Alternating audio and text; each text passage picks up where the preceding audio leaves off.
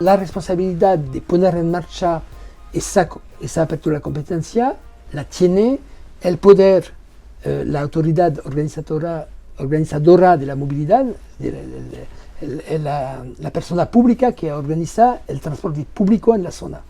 Y son ellos quienes van a decir cómo y cuándo, aunque la ley les obliga de hacerlo. Pero bueno, la forma en la que lo hacen y el calendario son los políticos quienes deciden y van a ser ellos, esas personas públicas, quienes van a decidir mirando las ofertas que harán los operadores, franceses como forenses, que miran el mercado, quien van a decidir quién gana el mercado. Bueno, esto está impulsado evidentemente, como decía usted, al final por la normativa europea, pero también por la normativa que se ha aprobado interna en Francia. Por un lado sale ganando el cliente, pero ¿qué más se va a ganar con esta liberalización? Lo que va a aportar la apertura de la competencia es, como en todos los mercados, va a aportar innovación, porque cual sea el que opera el servicio, alguien puede venir diciendo, oye, yo puedo poner en marcha tal innovación y rendir un mejor servicio a un coste más bajo. Es decir, innovación para el cliente. Va a aportar también quizás una bajada de precio, porque va a poner presión y aunque el que sale haga el mejor trabajo, si lo hace el 15% más caro que uno que entra y que pretende hacer el mismo trabajo 15% más barato, pues ganará el que prometerá hacer el mismo servicio más barato. Es decir, habrá una presión sobre los precios y eso es el honor de las operadoras de estar lo mejor posible. Y eso hará también que las operadoras van a proponer nuevos servicios. ¿Qué papel van a jugar ahí las empresas españolas en general y sobre todo nosotros tenemos una alicantina allí que ya tiene cuota de mercado? ¿Y qué papel puede jugar una empresa como Vectalia que ya tiene experiencia sobre el terreno? Lo que he puesto en mi ponencia esta tarde es dos proverbios africanos. El primero es que el león que corre más deprisa es el que tiene más hambre. Entonces tenemos leones que tienen hambre, entonces veremos el que corre más deprisa. Pero hay otro proverbio africano que dice que la pequeña hormiga tan pequeña es que puede entrar en la oreja del león. Es decir, que tenemos los 3 de los 5 líderes mundiales en Francia. Si son líderes es por algo. Pero aunque sean grandes, aunque sean mundiales, pues no tienen el monopolio de la innovación. Y hay gente que, aunque son pequeños, aunque operan en distintas zonas y vienen con capital forense, que tienen ideas. Y las ideas, no hay límite en las ideas. Bueno, ahora Vectalia además, Vectalia France, ha entrado, como decís antes, al Consejo el Consejo de Administración de la UTP. Bueno, somos la federación patronal de las empresas de transporte público urbano y de las empresas ferroviarias. El sector en Francia participa de la definición de las reglas sociales que se imponen al sector. Eso es la primera competencia de nuestra unión, de nuestra asociación patronal.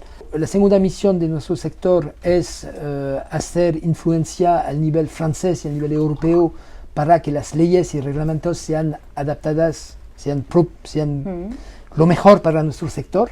Es lobbying, diciendo las cosas.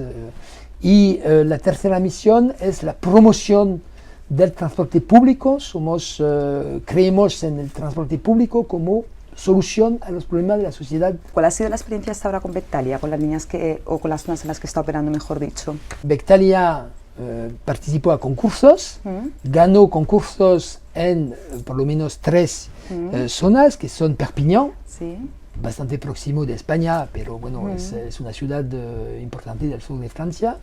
Después en Cambrai, en norte, y en Béziers, ahora los 3 que tienes, que Béziers también es una ciudad del sur. Y también han ganado y perdido otros concursos en el tiempo, y eso es, bueno, en un concurso el mejor gana. Y gana y tiene que hacer el trabajo durante 6-8 años, que es la duración general de los concursos en Francia de los servicios de transporte urbano. Pues al cabo de 6-8 años hay otro concurso y bueno, si ha hecho bien el trabajo y si sigue el mejor en su propuesta, pues sigue. Si alguien viene y que hace una mejor propuesta, pues el otro gana. ¿Cuáles son las principales diferencias, a su juicio, que puede haber a día de hoy entre el transporte francés y el español? Entre el sistema de transporte. Bueno, el transporte francés, bueno, primero tenemos más historia, porque la primera red pública de transporte fue inventada en 1825 en Nantes, las primeras líneas de metro en 1901, casi después de Londres, en París. Tenemos historia. Y también tenemos un sistema financiero que no tiene nada que ver con España, porque en Francia hay dos disposiciones muy importantes que representan 10.000 millones de euros al año. Una, que es el versement transport, que cada empresa que tiene más de 11 empleados tiene que abonar un porcentaje de su masa salarial al consorcio que organiza los transportes urbanos. Y eso representa 10.000 millones de euros al año. Las plataformas colaborativas, ¿qué incidencia pueden tener al final en el transporte urbano? Esas plataformas, o también el coche autónomo mañana, pueden ser muy importantes en zonas periurbanas, porque en Francia, bueno, y como en todos los países, el transporte urbano es muy eficiente, donde hay una densidad de habitantes, de gente bastante importante.